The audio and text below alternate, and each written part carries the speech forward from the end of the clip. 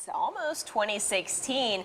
Civilizations around the world have been celebrating the start of each new year for millennia. Today, most celebrations begin, obviously, on December 31st and last well into the early hours of January 1st. But that wasn't always the case, especially here in Alaska. Laurel Downing Bill, author of the Aunt Phil's Trunk Alaskan History Series, joins us back on the couch for some story time with Aunt Phil. Good morning. Good morning. And a Merry Christmas to you. Thank you. Speaking of New Year's, we're now on our way there. How did the early Alaskans celebrate?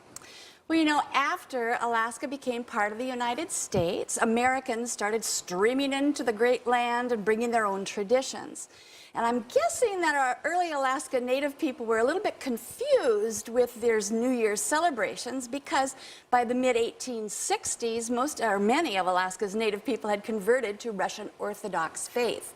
And they celebrated the New Year a full 2 weeks after December 31st. Right. And then those celebrations pretty much were involved around gathering together in fellowship and then exchanging gifts between the villages. Okay. Okay, then in the 1900s, that brought some new traditions involving fruits and vegetables, maybe some meat. Talk about that. Yeah, that's true.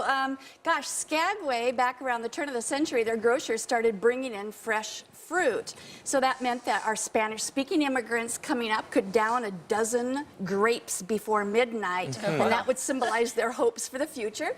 Southerners brought, the eating of the black-eyed peas. That would be their way to bring in the year. And then yet others came up with cooking and eating pigs as a way to ring in the new year. Okay, I like it. Lots of different Sounds like things. a well-rounded meal, so to speak. So speaking of the grapes, so when would the celebration shift to the ones that we're more familiar with, getting dressed up, going out, that kind of thing? Again, the turn of the century, it was like during the Klondike Gold Rush era when miners were streaming in. They would then celebrate New Year's on New Year's Eve with parties. The Klondikers would dress to the nines to go out to the saloons, dance halls, and community centers.